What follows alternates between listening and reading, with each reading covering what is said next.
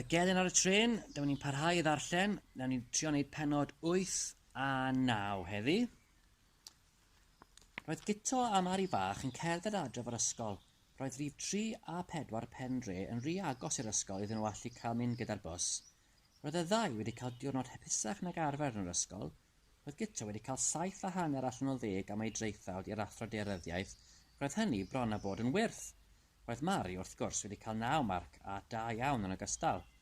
Yn ystod y dydd, wrth ei wersi ac allan yn yr iard amser chwarae, roedd Guto wedi gallu anghofio, bron yn llwyr amser Walter Frost ar hyn a welodd ar y tren. Roedd y stryd yn dawel ar amser hwnnw o'r dydd, heb fawr o bobl o gwmpas. Daeth y ddau i'r tro oedd yn arwain o'r stryd fawr i'r lôn oedd yn mynd i lawr tua ffendre.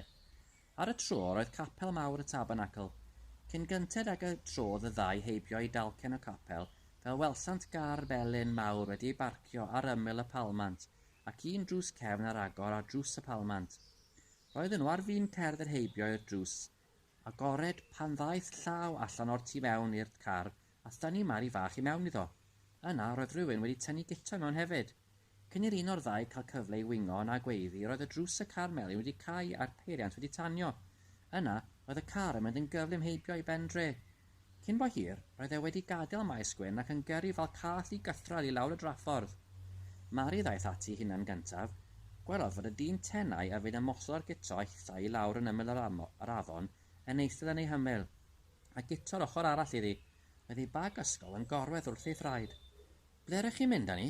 Gofynnodd gan droi wynebu'r dyn tenau. Gadewch ni rydd ar unwaith. Ni ddwedodd y dyn Hill yr un gair, dim ond gwylio'r ddau blentyn fel barcud rhag ofn y bydden nhw'n chwarae rhyw dric ag ef. Gallai'r plant weld cefn anferth y dyn tew wrth yr olwyn, ond nid oedd wedi dweud yr un gair wrthyn nhw. Rydyn ni eisiau mynd adre i gael te, meddai Guto. Mae'n mam ni'n ein disgwyl ni adre. Ewch â ni nôl ar unwaith i faes gwyn. Dim gair o enna y dyn tew na'r un tenau. Beth ych chi'n neud â ni? Gofynnodd Guto eto. Dyn ni ddim wedi gwneud dim ni wedi chi. Dyn ni ddim yn gweld pwy ych chi. Distawrwydd wedyn a dim ond sŵn yr hen gar mawr yn gwibio i lawr y draffordd. Erbyn hyn, roedd y ddau blentyn wedi dechrau yn ofnadwy a bron a chrio. Yna, roedd ysgwyddau'r dyn tew yn mynd i fyny ac i lawr. Roedd e'n chwerthin. Tynnodd Guto ias o ofn yn ei asgwrn gefn. Yn ôl yn rhif 3 pen dre, edrychodd Gwen Ifans yn ddig ar y cloc ar fur y gegin. Roedd hi bron yn 5 o'r gloch ac roedd ei mab yn hwyr yn dod o'r ysgol mewn yn rhagor. Roedd y llestri te ar y bwrdd a neb wedi dod yn agos i'w defnyddio nhw. Yna, roedd rhywun yn agor drws y ffrynt. Helo yma, gwedodd Mrs Williams drws nesaf. Daeth hi mewn i'r gegin. Dwi ddim am eich disturbo chi, Gwen. Dwi'n gwybod eich bod chi'n fisi, ond rwy'n gofidio peth. Dyw Mari ddim wedi dod adre o'r ysgol a ddwedodd hi ddim byd bore yma fod rhywbeth mlaen yn yr ysgol. O, mae Guto ni'n hwyr hefyd. Digon tebyg i bod nhw gyda'i gilydd y rwle. Mae'r Guto mae'r fai, ond ni ddim beth sy'n mater arno fe. Mae off fan hyn a fan draw. Dwi ddim yn gwybod ble mae a hanner amser. A'r gweitha yw i fod e'n tynnu Mari i chi gyda'i gema, mae'n gas gen i wir i chi. Bydd rhaid i dad i gosbi fe heno pan ddaw adre. Mae Will wedi bod yn rhy dirion wrtho fe erioed. Dyna pam mae Guto fel mae e, gwleu. Torodd Ruth Williams mam Mari fach ar ei thraws. Faswn i ddim yn gofidio, Gwen, ond i bai iddyn nhw sôn am y ddoi ddyn na gwrddo nhw lawr ar bwys yr afon, oedd Mari wedi cael ofon. Dych chi ddim yn meddwl fod Guto hithau wedi mynd lawr ffordd na prawn ma, chi, Gwen? Faswn i'n synnu dim. Wnaeth mae Guto'n cael syniad yn ei benne. Mae'n mynd mlaen a mlaen. Y funud honno, cerddodd Will Ifans i mewn i'r tŷ. Oedd ei wedi bod yn gweithio drwy'r dydd ac oedd e wedi blino. Siwr i chi heno, Will, gwnodd Ruth Williams. O, rwy'n iawn, ond wedi cael diwrnod caled heddi a fyddai'n falch o gael roi'n rhad lan heno. Dyw Guto na Mari ddim wedi dod adre o'r ysgol, meddai wraig. Heno to, o fe ddo nhw, fall bod rhywbeth mlaen tua'r ysgol na. Fydda Mari wedi dweud os bydd hi'n mynd i fod yn hwyr, meddai Ruth Williams. Os yw Guto wedi mynd lawr i fusnesau tua'r reilwyn a heno to, fyddai'n wirioneddol grac, atebodd y sair. Ond oedd e ddim yn swnio'n grac iawn, chwaith. Wel, gobeithio na fyddwn nhw ddim yn hir ta beth, meddai Mrs Williams, neu fe fydd rhaid i ni fynd i edrych amdanyn nhw. Edrychodd Will Ifans yn syn. Dych chi ddim yn meddwl fod rhywbeth o'i le, chi? Fod rhywbeth wedi digwydd iddyn nhw? Wel, mae'n bwrw mlaen nawr, ond yw i, a dim sôn amdanyn nhw. Am hanner awr wedi 5 ffoniodd Gwen Ifans ar ysgol. Ac ofalwr atebodd. Na, doedd neb ar ôl yn yr ysgol, ond fe a wraig oedd yn ei helpu gyda'r glanhau. Na, doedd na neb tu allan nac yn y maes chwarae. Pan glywodd Will Ifans yn newyddion hyn, Dywedodd wrth ei wraig ei fod yn mynd i edrych am y plant cyn iddi fynd yn nos. Pan yfynnodd ei wraig iddo ym lle roedd e'n golygu dechrau chwilio, dywedodd mai lawr o gwmpas yr afon a ffont y reilwe. Mrs Williams ffonio swyddfa'r heddlu. Erbyn hyn roedd hi 6 o'r gloch ac roedd hi'n nosi'n gyflym. Y constable Ifor Llewellyn atebodd y ffôn. Roedd e ddim wedi gweld yr inspector ers y bore. Roedd e wedi mynd i geisio dod o hyd i dipyn o hanes Sir Walter Frost. Roedd ynta'r constable Llewellyn wedi bod yn brysur yn ystod y dydd yn holi o gwmpas maes gwyn, a oedd rhywrai wedi gweld y 2 ddyn oedd wedi dechrau yn y plant. Yn ryfedd iawn, oherwydd fod un yn dew a'r llall mor denau, fe ddarganfu'r constable fod sawl un wedi gweld yn ystod y ddeuddydd diwethaf. Roedd un hyd yn oed wedi gweld yn mynd i mewn i gar melyn mawr hen ffasiwn. Fel arfer, ni fyddai Ifor Llewellyn yn cymryd gormod o sylw o rieni'n ffonio am fod ei plant ar goll. Fe'n uchaf yn ei brofiad ef, fe fyddai'r plant yn cyrraedd adre'n saff ar ôl bod yn chwarae neu wedi bod yn rhywle heb ddweud wrth ei rieni. Ond pan ddywedodd Mrs Williams wrtho mai ei merch Mary a Gito Ifons oedd ar goll, fe deimlodd yn anesmwyth. Fyddai draw ar unwaith Mrs Williams meddai, gan roi'r ffôn i lawr. Pennod 9. Safai Will Evans wrth yr arwydd preifat dim tresbaswyr yn ymyl y lein. Dyma'r fan, meddyliodd, lle roedd Gito wedi gweld y corff yn gorwedd.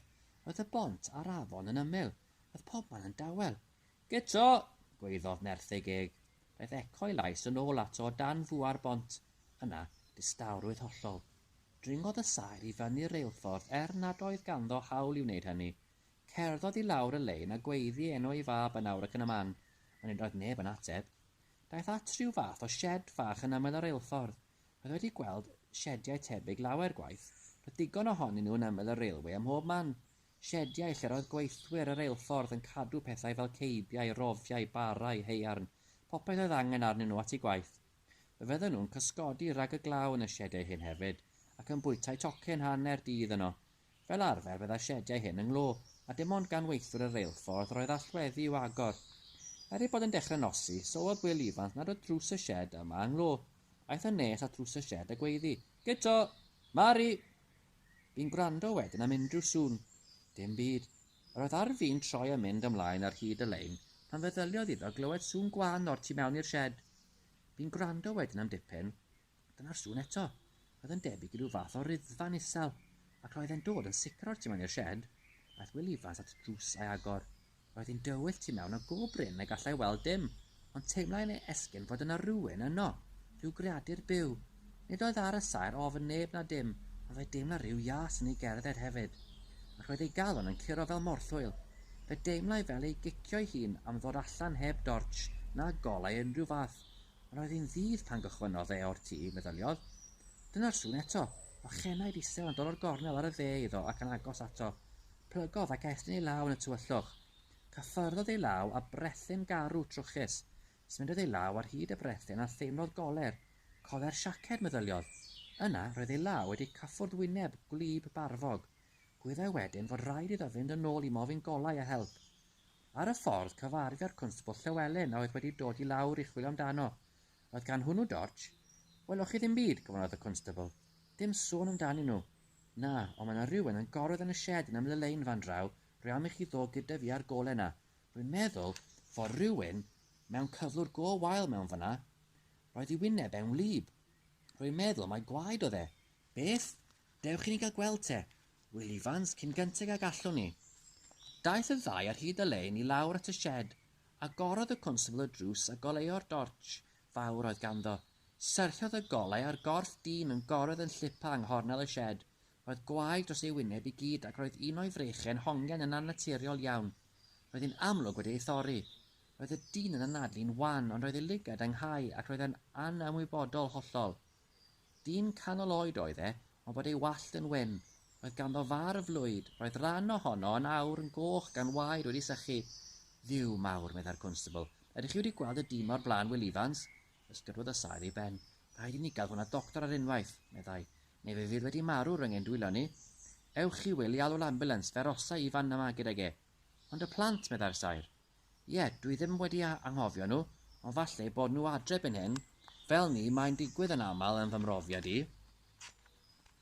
Aeth y saer wedyn, ac er ei fod wedi blino ar ôl gweithio'n galed drwy'r dydd, dechreuodd redeg yn ôl ar hyd y lein. Yn ôl yn y shed fach roedd ifor Llewelyn yn astudio'r corff ar y llawr. Bob yn awr ac yn y man, byddai'n griddfan mewn poen. Edrychodd y plisman yn fanwl al ei ddillad. Dillad gweithiwr ar y railway. Edrychant yn debyg iawn i uniform y pobl hynny. Nid oedd ei gap i weld yn unman. Trawodd syniad ymhen y plismon. Ei gap! Roedd y plant wedi dod o hyd i gap ar ochr y lein. Fe geisiodd gofio beth oedd wedi digwydd i'r cap hwnnw. Yna, cofiodd i'r plant dweud fod 2 ddyn wedi dod a dwyn y cap oddi arnyn nhw. Plygodd a dechrau mynd trwy bocedi'r dyn ar y llawr. Am hoced frest ei siaced daeth o hyd i lun wedi ei dorri allan o bapur neu gylchgrawn. Tafodd olau ei dorch ar y llun. Llun dyn mewn dillad trwsiadus yn aros yn y melynjan tren anferth ydoedd. O dan y llun oedd y geiriau canlynol. Sir Walter Frost, the millionaire philanthropist standing beside the renowned Royal Scotsman engine. Sir Walter's interest in famous old trains is well known, and on the 3rd of October this year he will be sponsoring a run by this great engine through the valleys of South Wales, visiting many small stations on the way and ending his first ever visit to Wales at Cardiff Station. Roedd yna ragor, ond diffoddodd y plismon ei dorch rhag ofn iddo roi gormod o faich ar y batri. Safodd am amser yn y tywyllwch wedyn yn meddwl. Bu myfyrion hir cyn i syniad ddod i'w ben fel fflach o olau. Ai'r dyn yma a'r weddau'n anymwybodol wrth ei draed ar lawr y shed fach oedd y dyn a gafodd ei daflu o'r tren, ond nid hwn oedd y corff a welodd Gito'n gorodd wrth ymyl yr afon. Yn sydyn fe deimlo'n gynhyrfus iawn. Oedd Gito wedi hawlio mai Sir Walter Frost oedd y dyn a wrthiodd ddyn arall allan drwy ddrws y tren, a dyma ŵr yn gorodd fan hyn a llun o Sir Walter a Royal Scotsman yn ei boced. Roedd stori'r clwt yn swnio'n fwy tebyg o fod yn wir bob munud. Ymhen hir a hwyr, clywodd sŵn yn nesau at y shed. Roedd yr ambiwlans wedi cyrraedd.